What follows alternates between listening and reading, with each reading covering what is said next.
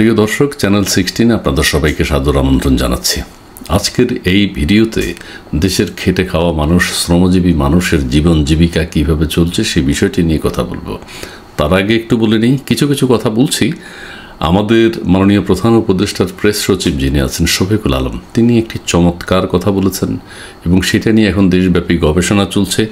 বাংলাদেশ অর্থনীতিতে এত ডেভেলপ করলো কিভাবে, বাংলাদেশ কোথায় ছিল, কোথায় এসছে, এবং প্রেস সচিব যে মন্তব্যটি করেছেন সেটা হচ্ছে 6 মাসে দেশের অর্থনীতি যেভাবে কামব্যাক করেছে সেটা মিরাকল।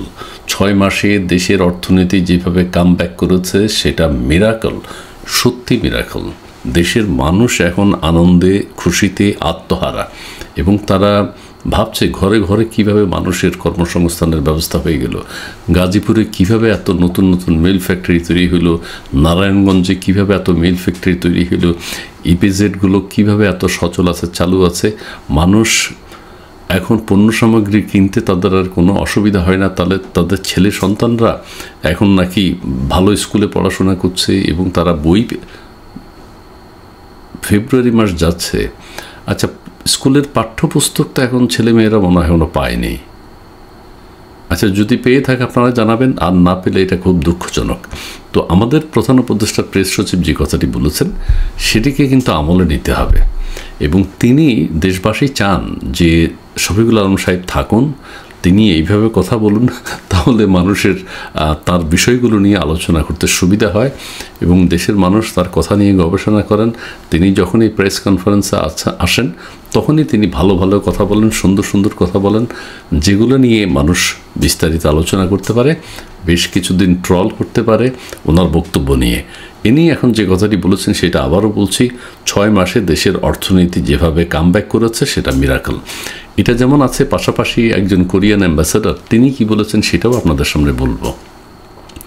তার আগে বলতে চাই, দেশের সাধারণ খেটে খাওয়া মানুষ, আমরা যদি গাজীপুর, নারায়ণগঞ্জ এগুলোর কথা চিন্তা করি, মানুষের কি অবস্থা। কর্মহীন হাজার হাজার কর্মী, হাজার হাজার কর্মচারী, হাজার হাজার কর্মকর্তা, তারা বেকার, তাদের কাজ নেই।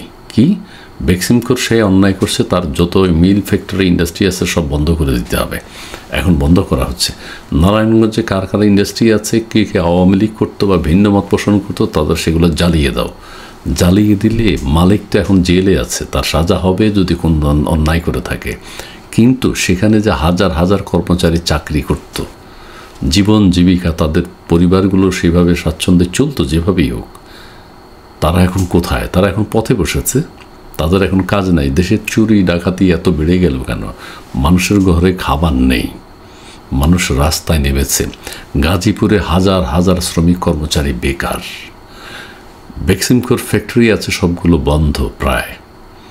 তো সেগুলোকে কেউ কেউ বলছেন, অর্থনীতিবিদেরা বলেন, কোনো একটা কমিশন করে ফ্যাক্টরিগুলো সচল রাখা যেত কিনা, ও কর্মী কর্মচারী তাদের জীবন জীবিকার ব্যবস্থা করা যেত কিনা, সেটা ইচ্ছা করলে সরকার করতে পারত। কিন্তু সেগুলো বন্ধ করে দিয়ে জ্বালিয়ে পুড়িয়ে ভাঙচুর করে লুটপাট করে কাদের বুকে লাথি মারা হয়েছে?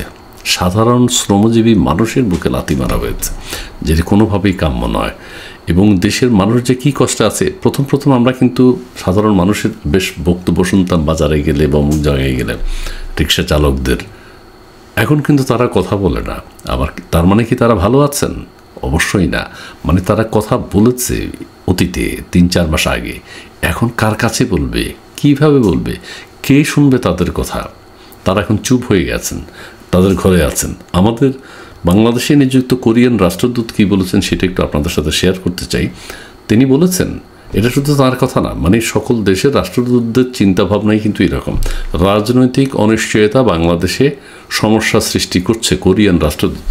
রাজনৈতিক অনিশ্চয়তা বাংলাদেশে সমস্যা সৃষ্টি করছে কোরিয়ান রাষ্ট্রদূত। এই ক্ষেত্রে আমি বলি যে তিনি, হ্যাঁ, অস্থিতিশীলতা বাংলাদেশ আছে। বাংলাদেশে কোনো বিনিয়োগ এসছে এই পর্যন্ত, আপনারা কি সেটা জানেন? বাংলাদেশের মানুষ যারা, শিল্পপতি যারা, তারা কি নতুন কোনো বিনিয়োগ করেছেন? না। বিদেশি কোনো বিনিয়োগ কি এসছে? না। বাংলাদেশের প্রধান উপদেষ্টা দেশের ভিতরে যখন থাকেন, উপদেষ্টারা যখন থাকেন, দেশের ভিতরে যখন কথা বলেন, মানুষ খুব সুখে আছে, ভালো আছে, আনন্দে আছে, কর্মসংস্থান আছে, প্রত্যেক মানুষের জীবন জীবিকার কোনো অভাব নেই, কষ্ট নেই। কিন্তু দেশের বাইরে যখন আমাদের প্রধান উপদেষ্টা যান, আবার তিনি সেখানে যেয়ে বলেন বাংলাদেশের মানুষ খুব কষ্টে আছে, অসহায়, বাংলাদেশে আপনারা বিনিয়োগ করুন, পরিবেশ খুব সুন্দর, আপনারা সেখানে কর্মসংস্থানের ব্যবস্থা করতে পারবেন, আইন শৃঙ্খলা পরিস্থিতি খুবই ভালো। সেখানে গিয়ে তিনি বাংলাদেশে বিনিয়োগ চান, কিন্তু কেউ আজ পর্যন্ত বাংলাদেশে বিনিয়োগ করেনি। ঠিক আছে, কোনো উল্লেখযোগ্য বিনিয়োগ কি এসছে? না। অ্যাম্বাসেডর কি বলেছেন? রাজনৈতিক অস্থিতিশীলতা ও অনিশ্চয়তা বাংলাদেশের বিনিয়োগ ও প্রবৃদ্ধির ক্ষেত্রে সমস্যা সৃষ্টি করছে বলে মন্তব্য করেছেন ঢাকায় নিযুক্ত দক্ষিণ কোরিয়ার রাষ্ট্রদূত পার্ক ইয়াং সিক।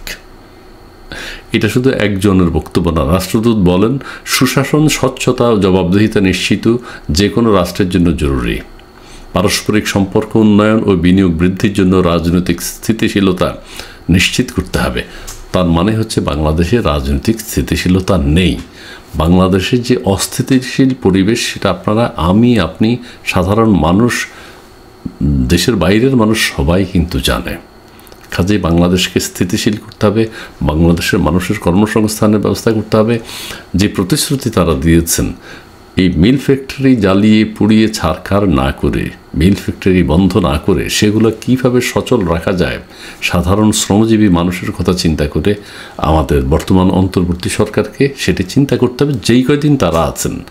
আর অতি দ্রুত দেশে একটি সাধারণ নির্বাচন দিয়ে তারা যদি সরে পড়েন সেটা ভালো। এবং আমাদের সেনাপ্রধান যেটি বলেছেন, তিনি 18 মাসের কথা বলেছেন, যেহেতু সেনাবাহিনী সবসময় সাপোর্ট দিয়ে যাচ্ছে অন্তর্বর্তী সরকারকে।